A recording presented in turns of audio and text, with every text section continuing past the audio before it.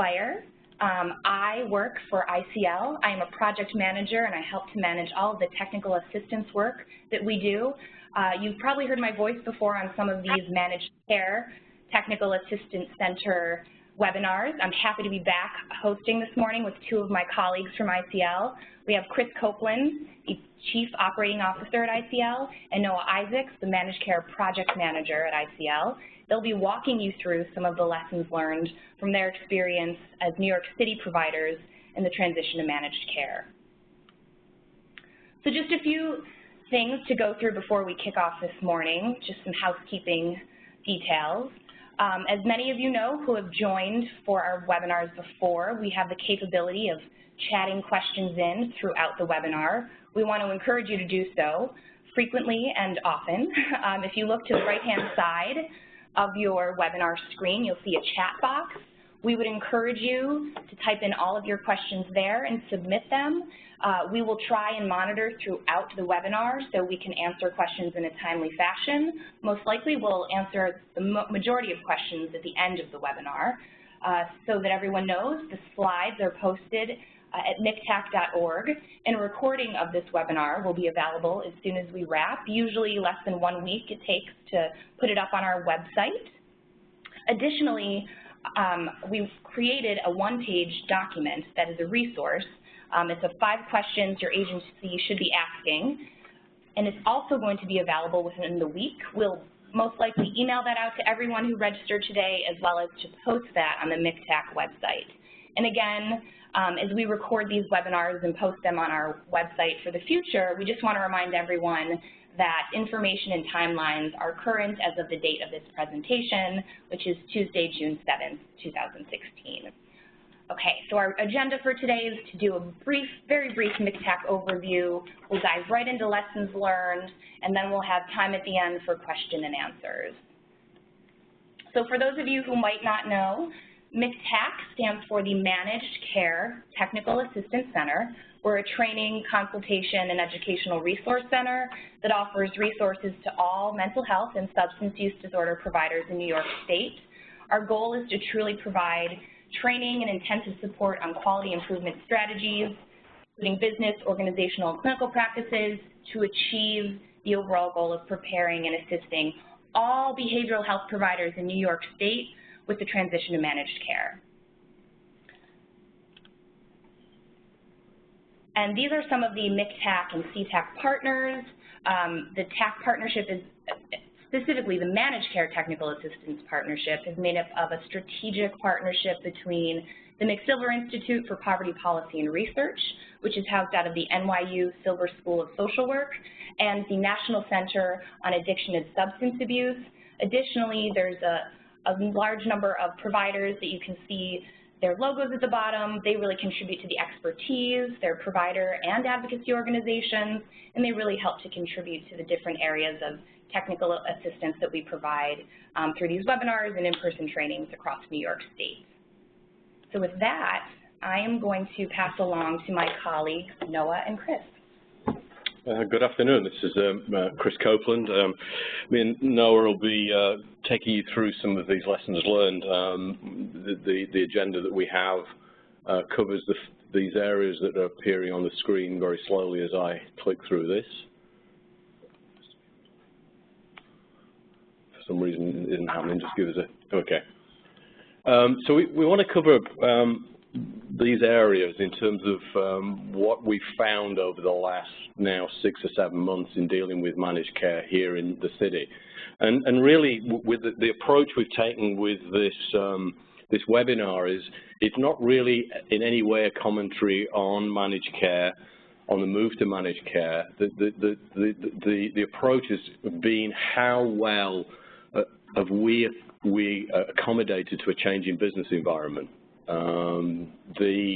Our job as providers of mental health, substance abuse care is to be able to make sure that the services we provide are accessible to folks, and really the approach in this webinar is all about whether we manage to, how well we manage to adapt our business practices to the environment that we find ourselves in. So let's dive in.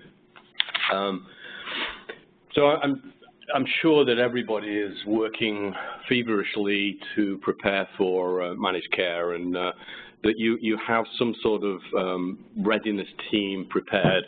And really, obviously, I think that the idea about a readiness team is to think about what parts of your organization are going to be affected by and need to adapt to managed care.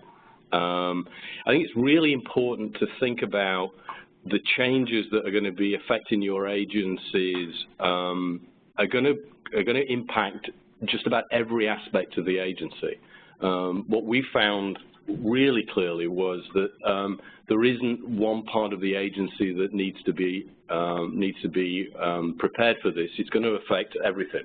And what we've got here is just a basic list of everything that we needed to bring together to be able to think through changes that we needed for managed care. And what's missing on this list is IT. Obviously, if you've got electronic billing or an EHR, IT needs to be involved from the start. Important lesson, I think, for us was that we needed to think constantly about the details that we were dealing with and how they fit into a much larger picture about how your agency is responding to managed care.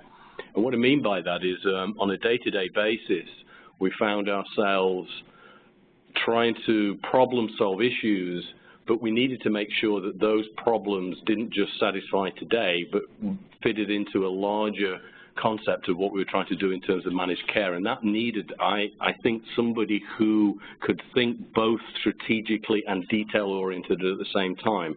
Now, in some agencies, it may be that let me put it this way, there may be an advantage to being in a smaller agency in that the functions that we need to will be affected by managed care may not be spread amongst many departments. For a large agency, we had to bring together all those different departments and get them to work together. And I can tell you that it was a real test of interdepartmental collaboration to deal with the level of detail and change that affected us. We ended up meeting on a daily basis to look at how we were doing in terms of preparing bills, sending bills out to managed care, to our third-party vendor, to managed care, and how well they were being responded to. This really wasn't a team that could meet on a weekly basis and problem solve. It ended up being an absolutely daily, day-to-day problem solving. The amount of detailed changes that were affecting us were enormous. And I think we did a very good job in preparing ourselves intellectually for the changes to managed care, but underestimated the level of detail and complexity that we had to deal with, and that's why we ended up meeting on a daily basis. Now, I would suggest right from the beginning you're thinking about a team that isn't doing problem solving in a normal environment. I think you need to be preparing a team for a level of detail and complexity that I've not seen before. This is a team that's going to be dealing with multiple programs to multiple managed care agencies, and the more prepared that team is for working together, the better. So it's an incredibly complex process you're going to be going through, and the more flexible and that team is, the better. So part of what we did is made sure that we had staff educated, and I'm going to hand it over to Noah to work through some of the issues around staff education. Thanks, Chris.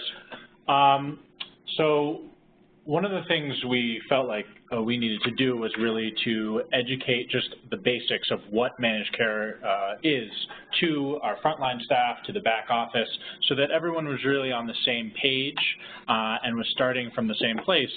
You know, we're asking everyone in this change to do a lot of work to deal with a whole new system. And so for them to understand kind of the basics about why this is all changing was important.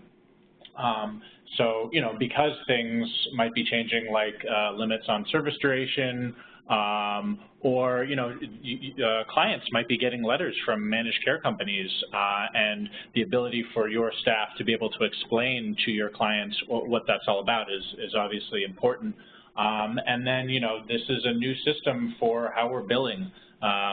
So the back office also, you know, the billing department has to have an understanding of you know, the sort of a foundation for what's changing. There's a lot of ways that you can educate your staff, starting, you know, with there's some great MCTAC resources at mctac.org. As you see, there is an orange highlighted tools on mctac.org. If you see anything in this slideshow that is the color orange, that means it's a hyperlink, so you can click on it and it'll send you over to the mctac.org webpage. And there's some really good resources that we'll talk about throughout this presentation. But for example, you know, acronyms, just trying to get your head around all the different acronyms that are going to be coming at you. There's a great kind of easily readable acronym kind of guide on the MCTAC website. You know, talking about the change coming in staff meetings, not just kind of the leadership team meetings, but, you know, at your regular staff meetings was super helpful. And also another thing that we did under Chris's leadership was to really send out a newsletter weekly for the better part of three months, where each week we would talk about different concepts in managed care, whether it's, you know, utilization management, documentation, or, you know, a lot of other different topics that can kind of help guide your staff and give them something tangible to sort of refer to if they have questions.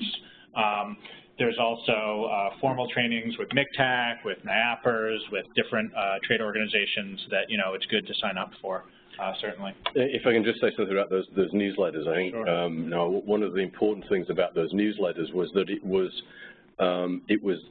our interpretation of managed care that we were presenting to the staff.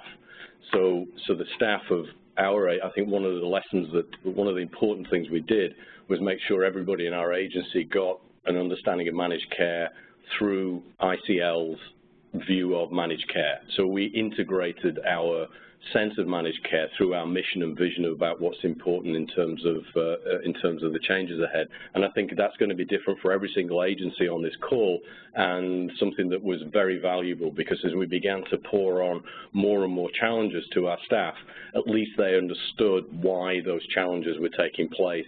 And I think that helped us enormously in working through these the last few months. So, you know, there's the basics, and like I said, they incorporate things like, you know, utilization management. MCOs are going to be using data that they gather to look at level of care and make sure that it's necessary, appropriate, and cost-effective.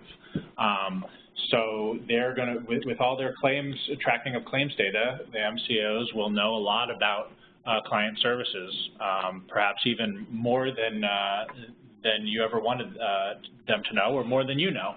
So, you know, this is a more complex way of tracking client progress. It's beyond just sort of duration or number of visits. It's type of visit, it's diagnosis, it's the progress. So understanding what utilization means, utilization management means from a managed care perspective is going to be important for staff. And again, I think we met with quite early on in the after October, we met with one of the managed care companies that was able to produce for us how our clinics were using claims data, how our clinics fared against like clinics. So they knew the average length of stay, they knew the outcomes in terms of the number of emergency room visits that and hospitalizations that the clients who were using our clinics knew were using. So they knew in detail a lot more about the outcomes and the patterns of services in our clinics than we did. And we were lucky that the length of stay in our clinics and the outcomes were pretty good, so they were pleased with what we were doing. But I would not have liked to have been in that meeting if our length of stay were longer and the outcomes in terms of emergency rooms or hospitalizations were higher. So be prepared for that level of knowledge about the patterns of care within your services, and to be ahead of that by understanding that yourselves is critically important.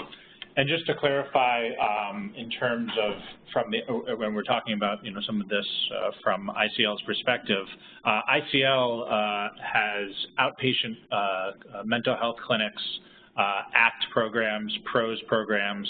Those are the three categories that were all entering managed care this past year.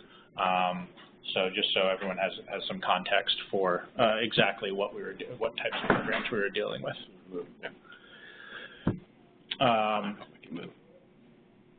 So following up on utilization management is kind of documentation. Now, I think that probably a lot of us have been thinking and already documenting in a way, sort of the golden thread way, thinking about how the diagnosis affects the treatment plan, and that leads to goals, and how we document that through progress notes. So it's not like we're necessarily reinventing the wheel in how we document. However, because of managed care's emphasis on medical necessity, and using kind of a language that even the word, the phrase medical necessity, there's going to be some translation involved in terms of how we get from maybe in a lot of your programs and in our programs talking about recovery, or we're coming from a strength-based place, and we have to continue that work while also speaking the managed care language that focuses a little bit more on deficits, symptoms, and medical necessity. And again, I think it's important that staff understand that by talking about deficits and symptoms, we're not giving up on recovery. What we're trying to do is make sure that people who need valuable health care continue to get it, and that's only going to be possible if we use language that managed care companies understand, and that's really this medical necessity diagnosis, treatment plans, goals, progress notes, all linked very carefully together. And using that, which we've always been doing in terms of medical necessity, is really the language that the MCOs want, and that's going to be the effective communication to make sure that people continue to get treatment. So to add a layer of complexity onto all of that, we're also trying to educate our staff about home and community-based services, HCBS. And that's coming online as well as managed care. And so that means, hopefully having our staff really understand HARP, what the HARP population is, and then also the services, these new home and community-based services that are going to be available for HARP members. So, what those services are, what the relationship is between the MCO, the HCBS providers, whether or not you are a HCBS provider, you might, have to educate your staff on referring out to, for HCBS services, and kind of have a baseline level of knowledge for, what that whole new component of our system is going to look like. So obviously, part of the work is to ensure that you have everything in place to be able to not only bill, but get paid by the MCOs. And contracting is really only the first step. And obviously what you need to be doing is making sure that you've got contracts with as many or all of the MCOs. You really need to understand that you need to be proactive. Again, MTAC has a matrix that helps you understand, if you've not already been looking, all the contacts for each MCO. One of the things to be aware of, and again, it's easy for this to slip by, is if you've got existing contracts, is the all products clause.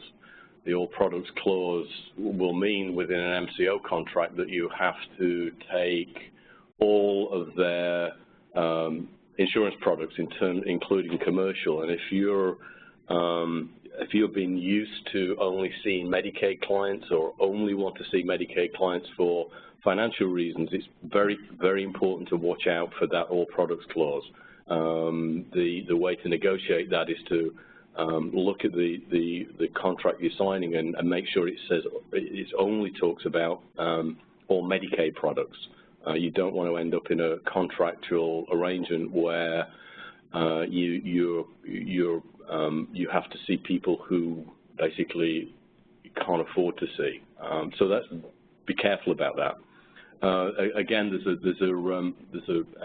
a MTAC guide, the PEN guide, which helps you work through the contracting process, prepare, evaluate, and negotiate. So inside of the process of contracting is, oops, that slide's, can we go to the next slide? No, we've got something.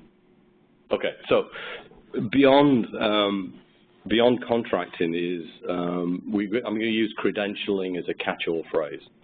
And really what this talks about is the fact that once you have a contract, you need to make sure that not only are all your staff credentialed, but all your sites are credentialed with the MCOs.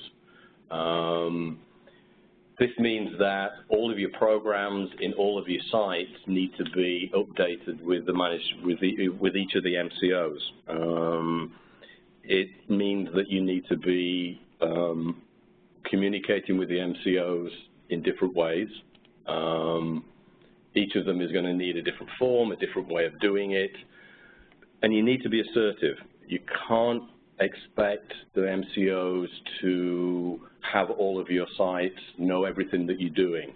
After all, there are hundreds of us, and each of those MCOs are going to want to make sure that they know which sites, have which programs, and which staff associated with those programs. It's easy to overlook this.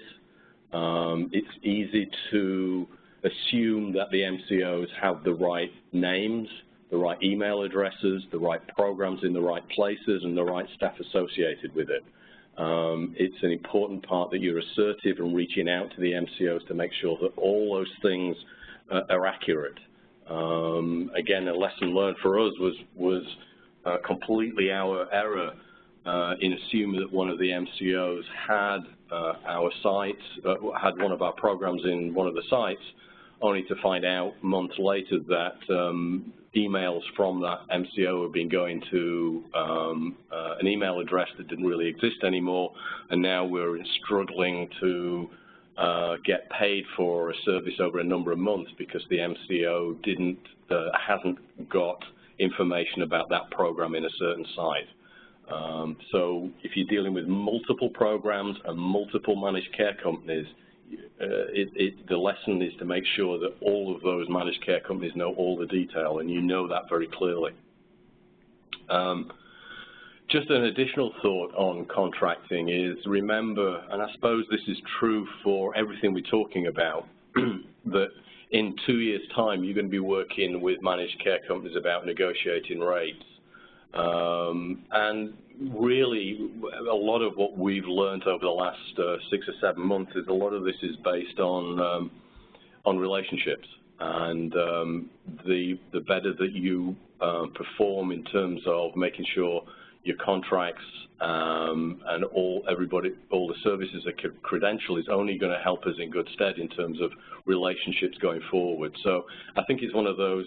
I said earlier on, in terms of planning details to the long-term thinking, details that you're dealing with now are going to impact the long-term in terms of whether you're able to negotiate rates and work with managed care companies. There really are relationship building it really is a relationship building time at the moment, not only about the outcomes, but also the way you're working with the managed companies now, managed care companies at the moment. So once you get past all the contracting and credentialing, you have to think about your authorizations.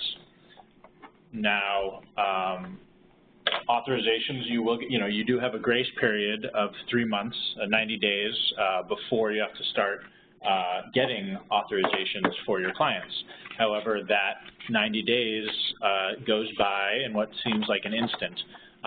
So the lessons learned there is really start thinking about authorizations early.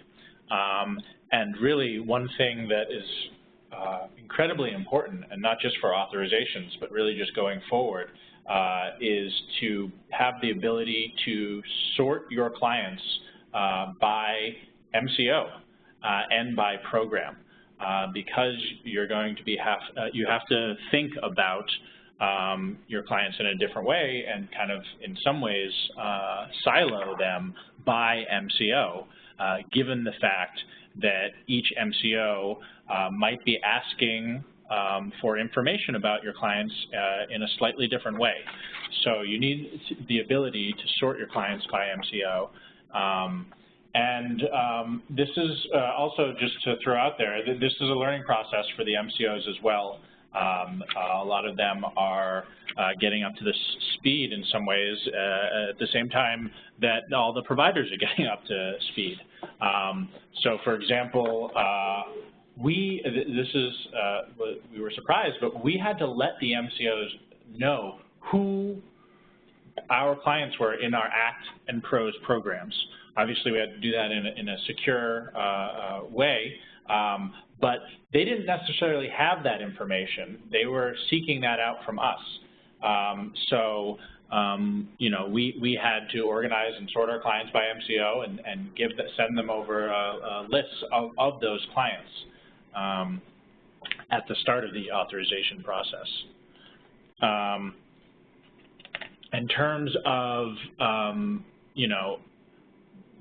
going a step further with the authorization process, it's important to understand, how each MCO wants to be contacted, how they want to go about with the authorization process. Some want it via fax, some want to get on the phone with you, others might have a web portal, for submitting the authorizations online. And so again, this is a situation where each MCO might be asking for things in a slightly different manner. And so it's important to sort of have your staff on the same page in terms of, what they're asking, what each MCO is asking for. Another thing we learned, which we weren't necessarily expecting, was that the MCOs have a different staff person, utilization management staff person or team. Those are the people who are going to be dealing with the authorizations. They have a different department for HARP members versus the mainstream clients. So that means you might have to develop twice as many relationships with the staff, and it also means you might have to be able to have the ability to identify which are your HARP clients versus the non-HARP mainstream clients. In terms of, again, just want to plug the managed care, the MCTAC matrix, which we've been, trying to diligently update as much as possible, which really goes into detail in terms of the contacts for each MCO by billing, by utilization management, by contracting. So you're going to be able to, instead of getting on a 1-800 number to waste 20 minutes, 30 minutes getting to the right person, you know who the right person is to start off with. So I really would highly recommend the matrix, and it is really being updated as much as possible. Just one more thought on authorizations, and this is, like I said, we work with outpatient mental health clinic, PROS, and ACT, but existing and new clients are eventually going to require authorization or some sort of tracking, and so it's important, we had to really figure out what MCOs want. For clinics, there isn't initial authorizations, and then some of the MCOs want a concurrent review after 30 visits. Others don't want a concurrent review. So weeding through all of that is important. And then obviously for Pros and Acts program, the initial authorization is required. So training staff and understanding what that authorization process looks like is important. So I thought this was absolutely fascinating when we first started. Of course, clinics prior to going into managed care needed authorizations for services from the MCOs. So we, of course, had them prior to October 1st, authorizations within our EHR. So the bills, the claims we submitted had authorizations. Come October 1st, the clinics didn't need authorizations. But some of our claims had those authorizations on from prior to October 1st. So we had claims denied for services that didn't need authorizations anymore, but had authorizations. And we're still dealing now with services that we submitted to some other managed MCOs that didn't have authorizations on for Pros and Act because they weren't required in the first 90 days. However, the MCOs had their system set up to need the authorization. So immediately I will be trying to talk to the managed care companies about, so for the claims during the first 3 months, do we need authorizations, even if they're dummy authorizations within the claims, to make sure you're able to process those claims. I mean, I think that's just an example of nothing in this process is going to be simple because of the number of different MCOs and the newness of all this process to everybody. And again, it's a part of that business acumen that we all need to develop to be very proactive about this, and not something you would have necessarily thought about in terms of whether authorizations are or aren't needed within a system, even if they're dummy authorizations to allow for a claim to be processed. So as you can see, we can quickly go down an authorization rabbit hole. And then if we do that, you could forget that you have to do concurrent review or reauthorizations sometimes 3 months later. So while you have to start thinking about authorizations, even during that 90-day grace period, you also have to start thinking about reauthorizations and really make sure that whoever's leading your programs understands that process. And the need to document for medical necessity, what MCOs are going to be looking for in terms of what that documentation is, and also just to note, some MCOs prefer, the clinicians are the ones to request reauthorization. Others might do it online, so you don't have to have the clinician do it. You could have, someone in your front office do it. But it sort of goes without saying that these processes put an extra time burden on your staff, and so having being able to be organized and have some foresight into what's coming up is certainly really important. One of the things that just to build on what Noah said about the burden on staff is we really found it's almost impossible not to do this without diverting attention from areas that staff concentrated on. And the thing that is easy to slip is those areas of ensuring that staff are looking at productivity, census measures, all those things that take a lot of effort on our behalf to make sure that we're meeting budgets and meeting productivity targets. It's hard to concentrate on all the new processes that need and to concentrate on what we've always been concentrating on. So be aware that there's only, this is so obvious in terms of saying this, but there's only so much that people can do, and by focusing on managed care and these authorizations, you're going to have to be aware of what else is not being taken care of, and just think that through. And be honest with staff about if they're feeling a struggle in terms of being able to meet all the new demands, where is it that is beginning to slip, and try to plan with them to fill those gaps. I think that's a great point, and it's all about timing and how you manage time as a resource. For the first round of authorizations, because it's kind of a new process, that's going to take the longest. When you have to do the concurrent review, that will hopefully be, you'll already know the basics of the process, so it'll be a little shorter. But you also have to understand what the schedule is that the MCOs are asking for, and that's going to vary by program, we found. Not just program, but also by MCO, as I kind of keep harping on. So that might mean that, a concurrent review is going to happen, with the treatment plan review. Some MCOs thought, well, that makes a lot of sense. There's a certain logic to that. I would agree with that it is logical. Others will do more of a period every 3 months, every 6 months, and there's even the case where it's number of visits and also every couple of months as well. So you have to both track the individual number of visits and then also be thinking by month. So with all that, obviously it can get confusing when you're switching back and forth between MCOs, between who you're talking to. Try to document conversations that you're having with, or have your staff document those conversations they're having with MCOs, even if it's just brief jotting down notes. It's great if you can do it in your EHR system, because it'll really live there as opposed to a piece of paper that could get lost. But it's great to have something to reference, because the next time you talk to that MCO's department, it might be a different person you're talking to. So it's good to have some evidence of what those conversations were.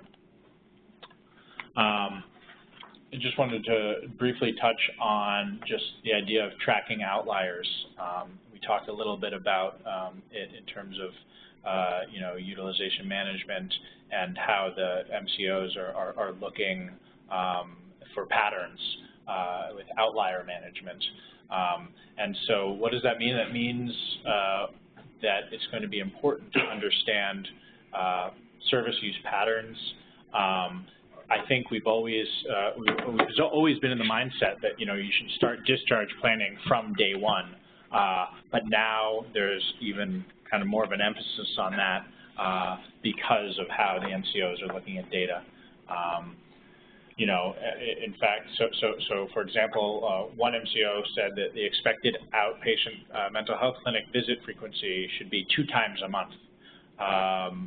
If you have been seeing someone, weekly for the past 3 years, what is that going to mean for services individually, and also sort of for patterns of service that you have throughout your programs? There really is more of an emphasis on data. And so in terms of if you have the capability to, within the organization, to look at some of your own EHR data, and that could be helpful. As Chris referenced, we had a meeting with the MCO about some of those patterns, and that taught us some, and it also emphasized the fact that we might have to try, if we can, get ahead of the MCOs in looking at some of our patterns, because we're looking at things like decreased hospitalization, medication adherence.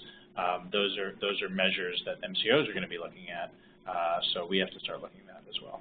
Just to emphasize, just to make a point, we have yet to have any, I believe, denials of services because of medical necessity or tracking or any outlier management. But I think it's something to be aware of from the get-go, is that the more you understand about the pattern of service your clients have within your clinics, your outpatient services, your substance abuse programs, et cetera, the better you'll be, and the further ahead of the game you'll be with the MCOs. So billing, the cash flow issue we put together here. I think we all know that we have the 90 days to send in a clean claim, and just really to emphasize what does that mean. It doesn't mean that we're just creating claims. It has to be sent to the third-party biller if you're using one. The third-party biller needs to get that to the MCO. The MCO receives the claim, and then they adjudicate the claim. All that needs to take place within 90 days. And then, of course, there is the chance that beyond that, you may get denied for clinical reasons. Although that's, I think it's true to say that there isn't a lot of that. The reason he might not get paid is because of the complications of the nuts and bolts of that process. Be really, really aware of the 90-day window in terms of getting a bill from service through to being adjudicated by the MCO within 90 days. We were fortunate, I don't know whether fortunate is the right phrase, but we did approach the managed care companies when we had issues with our EHR and asked for that 90-day to be waived. And I think for most providers in New York City, that window was extended. One of the managed care companies actually had it as 120 days rather than 90 days. The other thing, the important thing to remember is that you need to make sure you know who's carved into managed care, who's excluded, make sure you know who the dual eligibles are, people who are under 21. Always check and verify for insurance as regularly as possible. There was a lag between when somebody's insurance was updated in ePaces and when it was updated within the managed care company's database. And we were finding that we were checking insurance for people and it was at odds with what the managed care companies had. So again, it's one of those pieces, those details that you need to work on constantly. What is an up-to-date? Excuse me, I'm losing my voice. Who is the most up-to-date insurance for everybody on your everybody you're seeing? And it can change. Obviously, so therefore, you obviously really need a really well-organized workflow to get claims out. It needs a real heavy coordination between program, finance, billing staff, and if you have an EHR, they need to work together incredibly closely because it's very, very easy for any one of the elements of a billing process of that claims from program staff writing notes in a timely way with a treatment plan that's up to date, right the way through the ability for the EHR to bill and finance staff to receive the money. You have to be incredibly tight around those things, or you may struggle with this. EHR and claims testing. Back over to Noah. So yeah, Chris was talking about sort of the nuts and bolts of getting in claims, and one of the things you need to be aware of and to check out is to make sure if you have an EHR system that it can bill multiple MCOs. So before we were billing single payer, and that was great. And now make sure that your EHR can bill multiple MCOs, and also has to make sure it has the capacity to bill for all relevant programs. We had a scenario where our EHR system couldn't bill for our PROS program in the way that we needed to for multiple MCOs. One thing that we found helpful was that to sort of connect with other providers in the region who had the same EHR, and then we could do some troubleshooting together.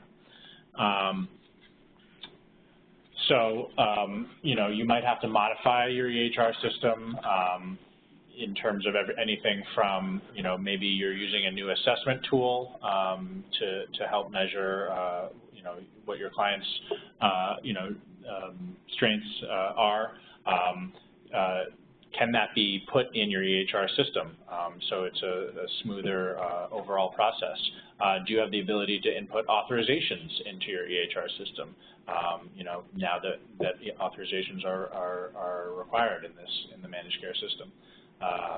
And make sure, you know, this kind of, we talked about training before, but with everything happening, the EHR system, at least for us, was changing rapidly, and we have to make sure that all of our staff are also getting trained in an expedient manner on all those new changes, because they might not be used to the new system.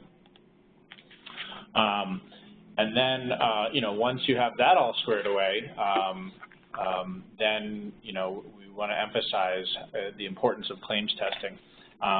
So the claims testing, it's between you, you know, your finance team or your billing team and the MCO and possibly a third-party biller. And first you have to make sure that all your internal processes are connected, as kind of Chris was mentioning, everything from frontline staff entering authorizations to your EHR system to the finance department preparing those claims. And I think one thing we found was that, you know, an MCO would say, oh, we want to do claims testing. And then we would say, great, let's do claims testing.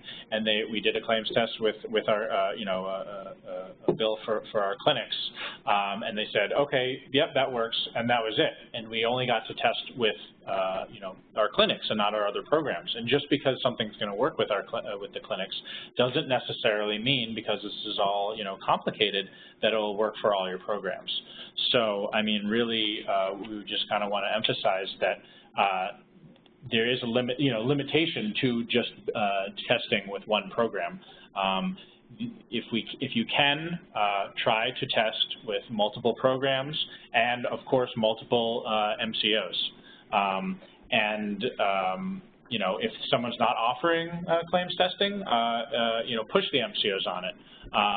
One thing we also found was that even though we had kind of gone live into managed care, some of the MCOs were willing to do some real-time claims testing over the phone because we had you know, started to develop a relationship with the MCO, and B, because we hadn't yet gotten to that program and that managed care company. So it was great to sort of be on the phone and walk through to make sure that we were we had a clean claim.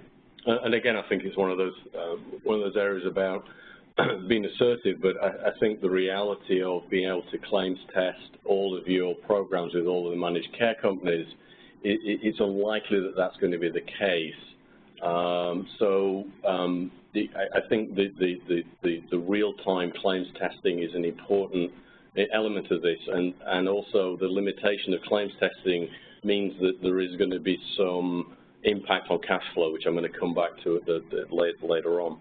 But let's move on. So the collaborating with MCOs.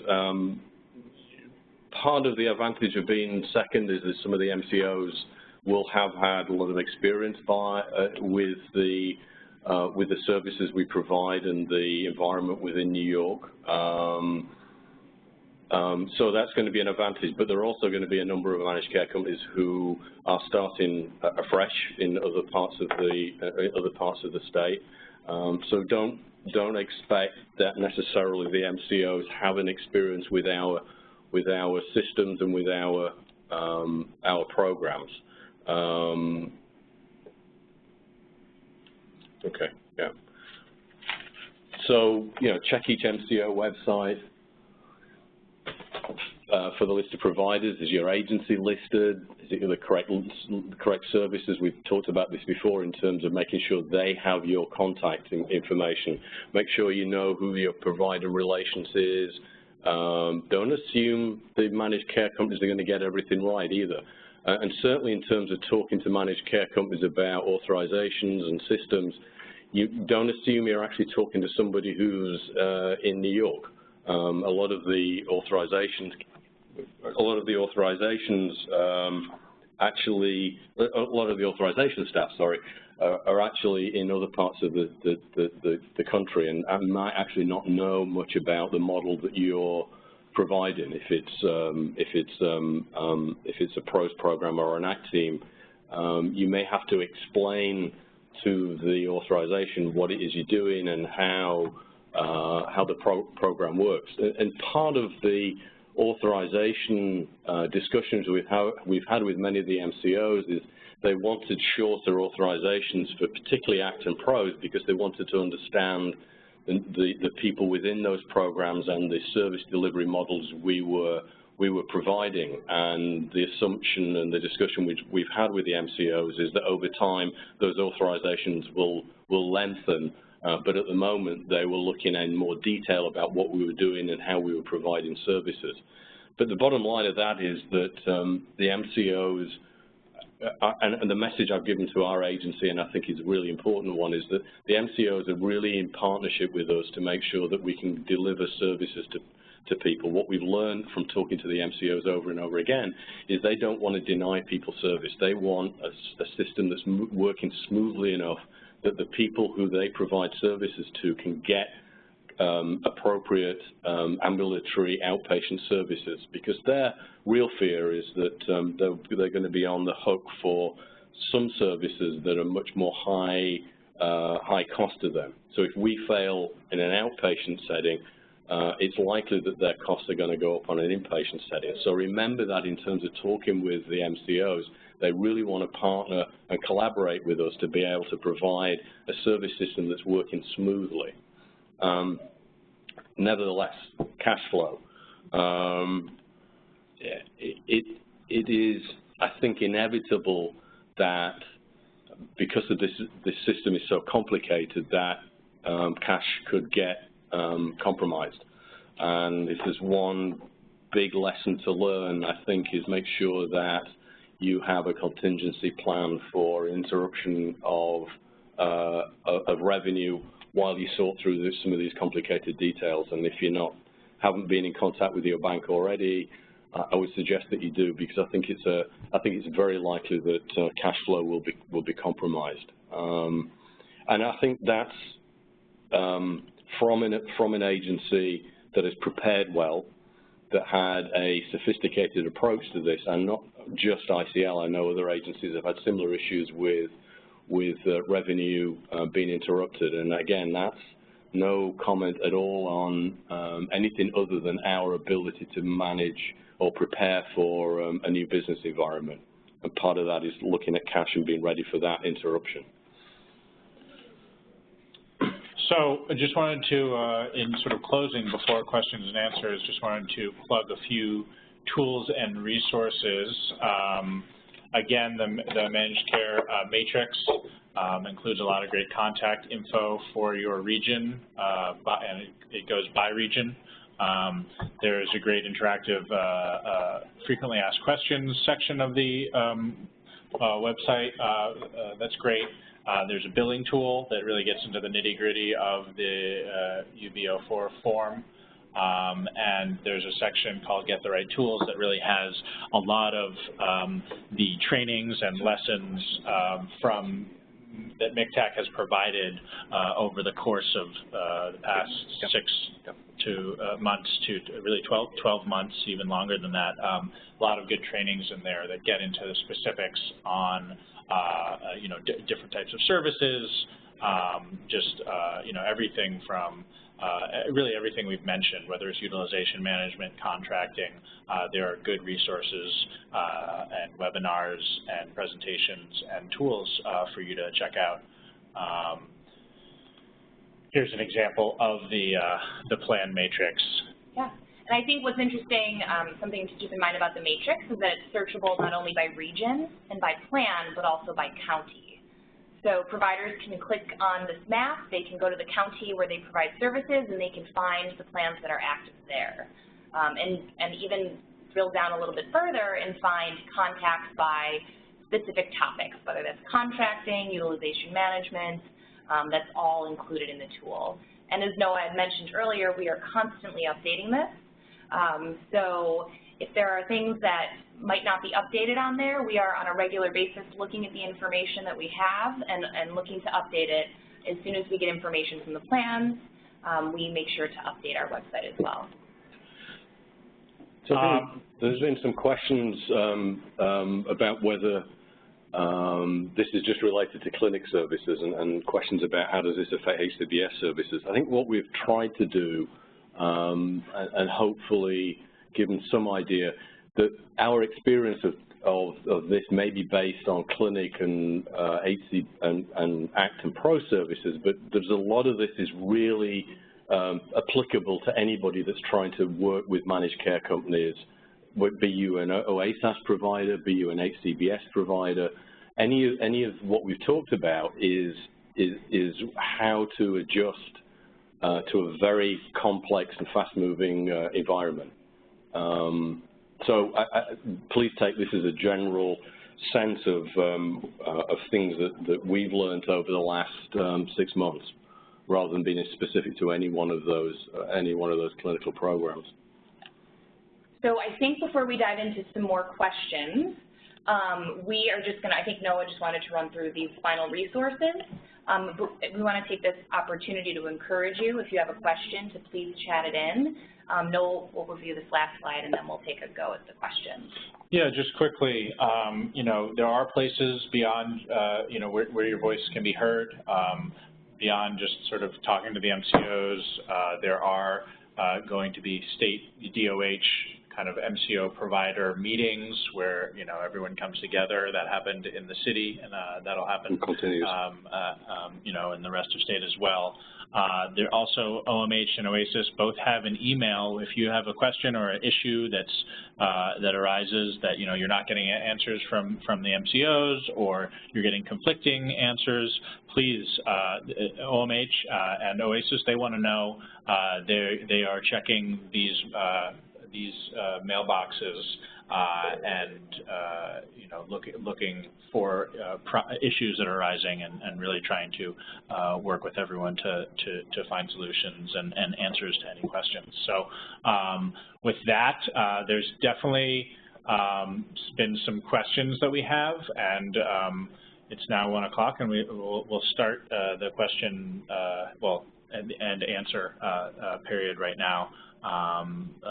Just give us a moment to start reviewing the questions, because it looks like there's several of them so far. So give us 30 seconds.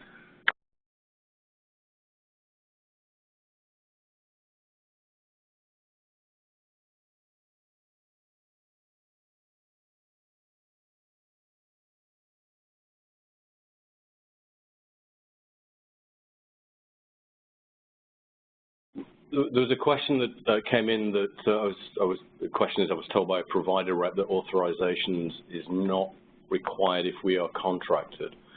I mean, it is. I mean, our experience is certainly that ACT and PROs have required authorizations for services after the 90 days. And it's also true that authorizations are not required for outpatient services. I think that's certainly true of mental health and substance abuse outpatient services. The issue is around reauthorizations. So there is no hard and fast rule about when an MCO can request a reauthorization. Some of the MCOs are going to be looking at outlier management and looking at either clinics or individual clients or individual treaters whose pattern of services sits outside what they would see the norm. And some managed care companies may ask for a review of treatment at a certain period. Some are looking at 30 visits, some are looking at longer. It's not specifically required in terms of reauthorization, but the managed care companies are clear that they won't pay unless we contact and talk about that. So it's a slight, it's a twist on there is no hard stop at 30 sessions. However, at least one managed care company requires a conversation with a provider to continue treatment beyond the 30 sessions. So that's one of that's the sort of detail that you need to understand by program, by MCO, what they're going to require. And all those I just mentioned are within the requirements of the contracts with the MCOs and the state. So you need to be aware of those differences.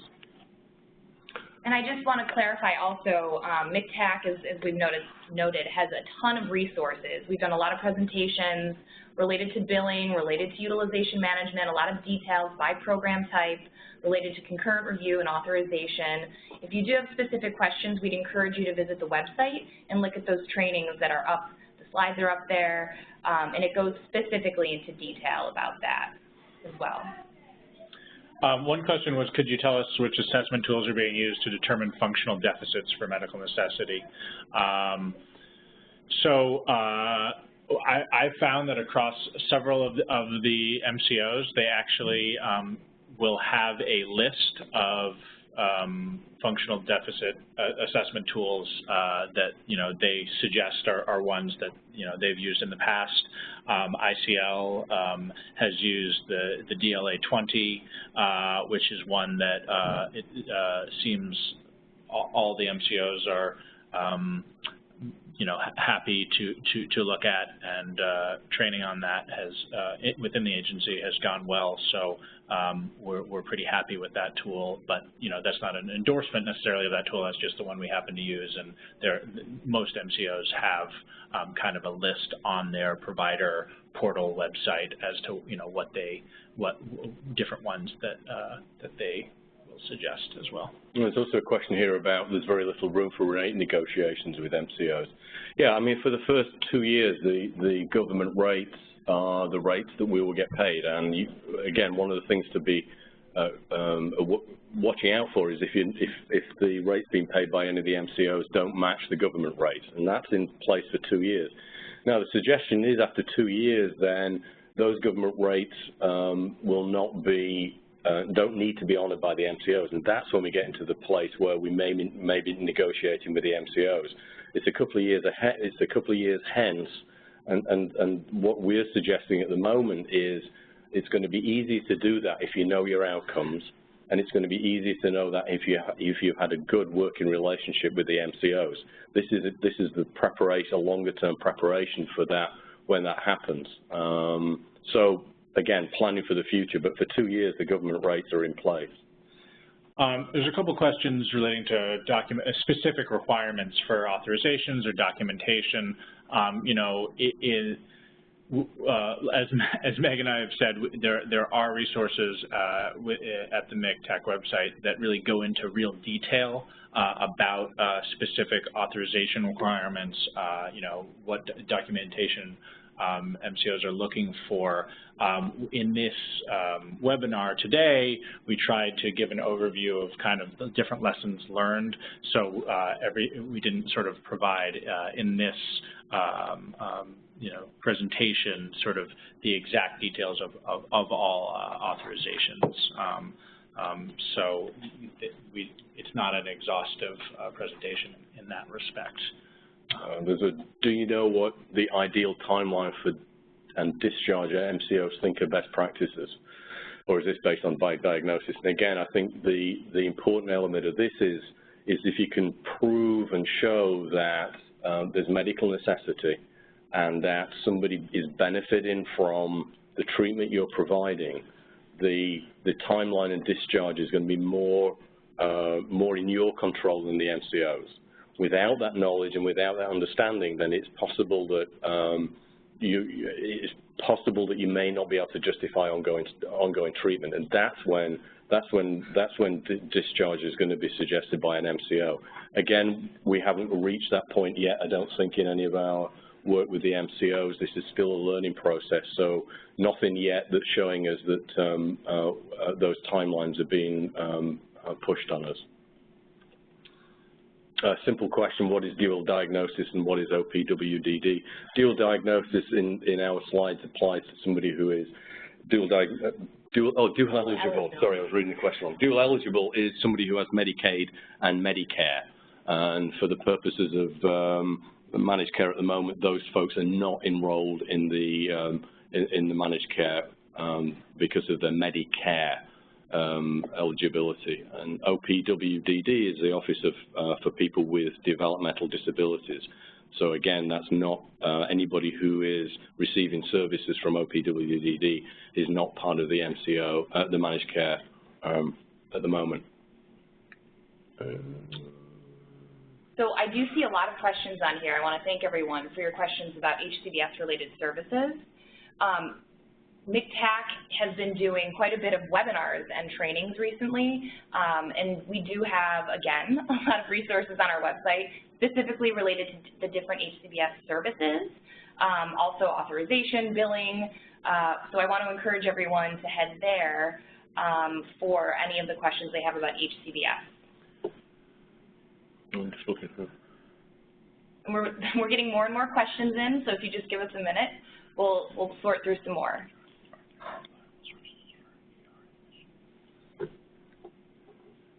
Oh, yes. So are there any reliable sources that a provider can use to track ER admissions and or hospitalizations for clients? You know, Psyches can give you that data, but it is a few months, lags by a few months in terms of the data. What we've been doing is self-report. So on every treatment plan cycle, we've been asking clients the question, have you been hospitalized or using the emergency room in the last 3 months? So it can be as simple as a self-report through to using data from Psyches or looking at information from, if you're connected to the RIO, that will also give you the information on hospitalizations and ER visits.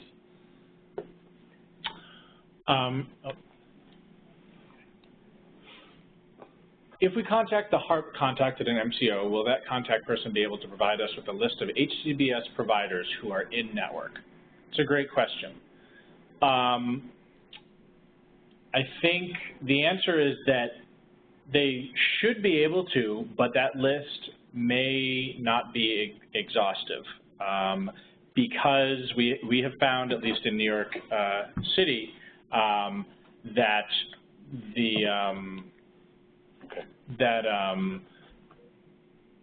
it's been a slow process to get HCBS services online, and also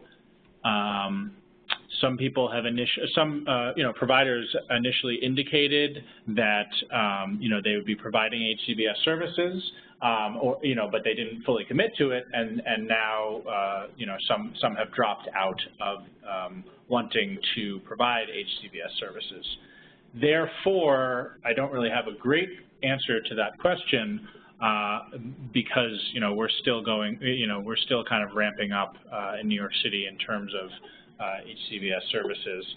So all of the MCOs want to have that list, and they're asking for it, and eventually it will be a very good list, but it's kind of still in the works, I think. Well, there's another great question that comes up immediately afterwards.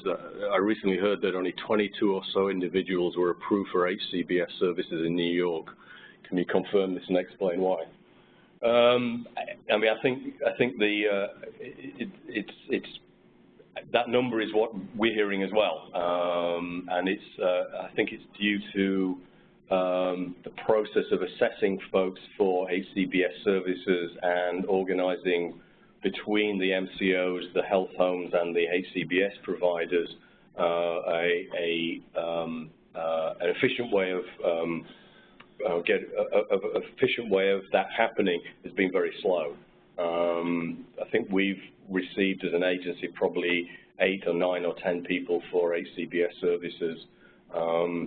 So it's a slow process because of the difficulty of getting people assessed. We could have a whole webinar on HCBS services, but it has been slow. Were there any specific hurdles you encountered for your PROS program? That we could also have a whole webinar on. We have found, in some of our examples we were talking about clinics in some ways because of our different managed care programs. Clinics were the most straightforward. PROS proved to be very complicated. basically, as if you are a PROS provider, then you know how PROS are billed. It's a monthly service. It's billed monthly. There's sort of an algorithm to add up the various services that have happened in that month. And because it's more complicated, the MCOs have had to sort of create new systems of their own to deal with those complications, and it's been very challenging, let's say, to work within what they're asking for, and also do it in a way that allows our own organization to track what we're doing. And again, we've run into the issue where, because there are several MCOs, each MCO wants to do it a little differently. So training our staff, has been challenging in terms of making sure all of our pro staff are on board with how to do that. That's one example.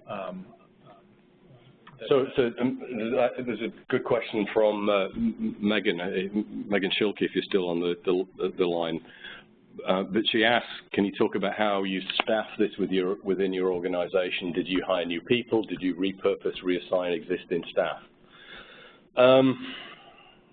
We didn't. We tried, and this may be a significant lesson to think about, is we tried to place these new processes within the job descriptions of existing people. And I think what we found here, and what I found in a previous organization that went through this, is that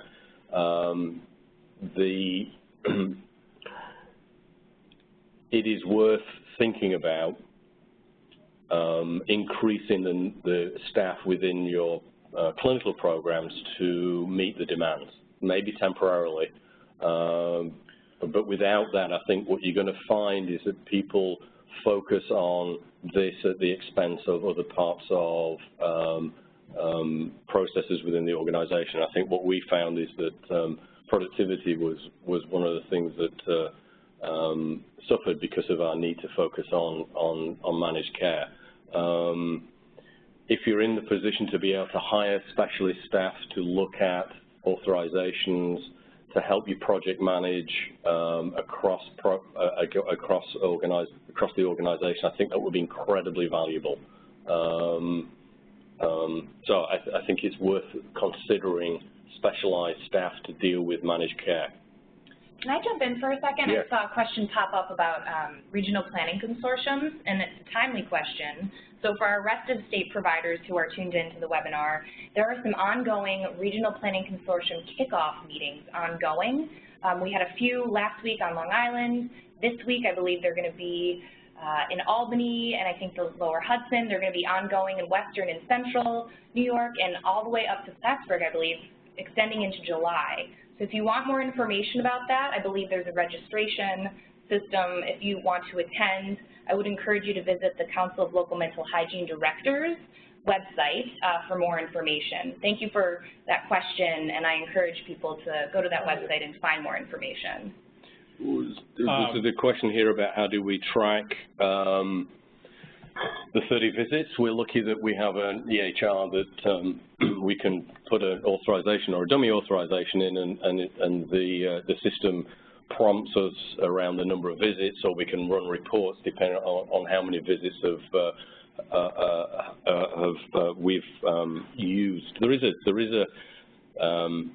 It's important also to know. Well, I'll leave it there.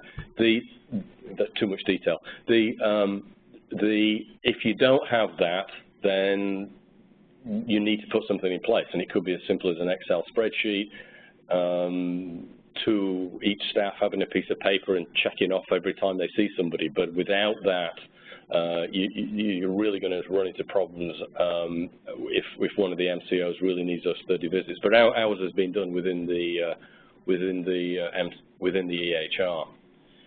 Another question, do you know when claims testing is going to start with MCOs? As of April 15th, 2016, MCOs are doing claims testing. So I would, again, encourage you, this is one of those moments where you can build your relationship with the MCOs by being proactive and doing, and reaching out to them about claims testing. There are a lot of providers, in each region, and you can, simply by being proactive, you can distinguish yourselves, because when you're building that relationship, they get to know you, that will help you going forward. There's a question here which is very pointed. We have a ton of problems getting paid correctly by MCOs within the New York City transition. How can we assure things are going to go smoother when the rest of our programs go live July 2016? I wish I could say you can assume things will go smoother, but I think as from a business point of view, you need to be planning for things may not go smooth. And if you're reliant on a lot of Medicaid revenue as a significant part of your revenue, I think that's where my last slides in terms of cash flow you really need to pay attention to and think about what's my plan for 2-3 months worth of cash interruption as we experienced in some of our programs. There's a lot of questions coming in. Okay.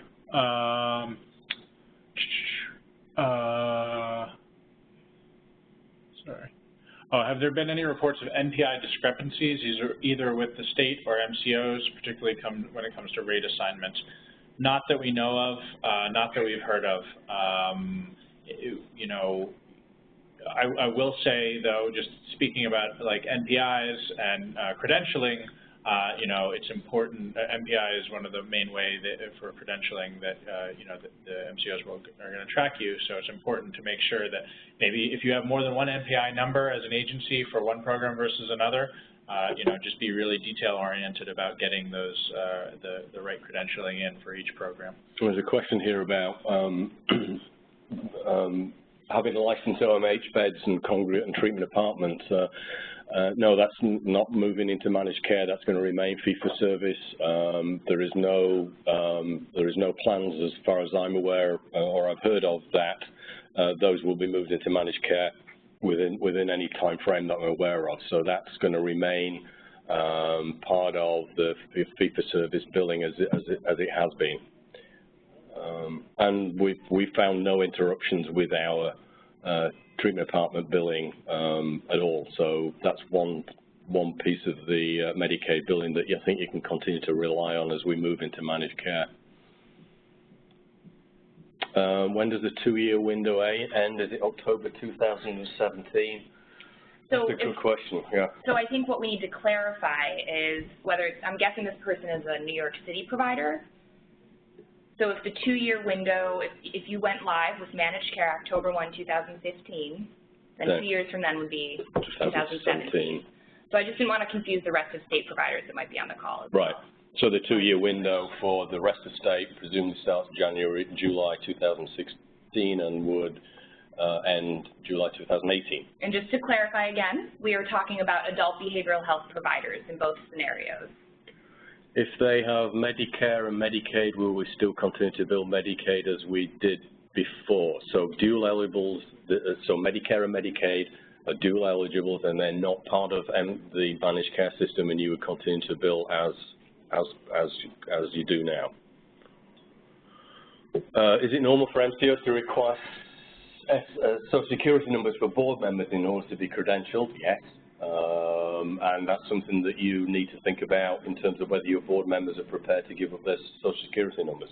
I think we certainly, our MCOs did ask for that. Did we resolve that? I don't know how we resolved that, to be honest with you. Do you know how to... Do you know who to bill for pros when a participant turns 21 during the month of treatment? Oh, that is a good question. I don't know that we know the answer to that right now. That is something that we could, if you emailed the MCTAC inbox, that is something, or the OMH inbox, that is something that you should be able to get guidance on. So email OMH, they will tell you. That is definitely a great nitty-gritty question, though. as an agency, did you start with a pilot program to work out all the factors you've identified before you went across all programs? Actually, what we did as an agency, and we did this about a year ahead of time, was restructured the agency and placed the Medicaid-funded programs in one division. So we didn't have to impact the whole agency. Obviously, with managed care being 3 weeks away, it's unless you're incredibly assertive about how you do business, it would be hard to do that within the next 3 weeks. But we did that about a year ahead of time to focus the impact of these changes within one division. Unfortunately, there's no way of piloting this. It's all your programs roll into managed care July 1st, and there isn't really a way of piloting this. Can you talk about your experience with mandated clients and what the MCOs expect in these cases, since apparently they cannot deny care? Yeah, a lot of mandated cases actually are the authorization required that the MCO requires. So somebody who's mandated, for instance, onto an ACT team, the MCO will pay for that. That is all the eligibility that you'll need for that service. I think we've covered most of those questions. So, and just another, I'm not sure that we included the MCTAC email address on these slides, but it is found on our website, and I'll just spell it out for everyone in case. We do diligently monitor our mctac.info@nyu.edu email account. We get a lot of questions in there on a daily basis. We do try and divide up and respond to those who are emailing us as quickly as possible. But again, we do want to encourage you, if you have specific questions for either OMH or OASIS, to utilize their email inboxes that they've set up, as we know they've been monitoring them on a regular basis as well and have been quite responsive. So for the 325, 324 people still on this webinar, be flexible, and if any of you have read Hitchhiker's Guide to the Galaxy, one of the most important lessons I learned from reading that book was don't panic. This is all doable with a lot of care and attention.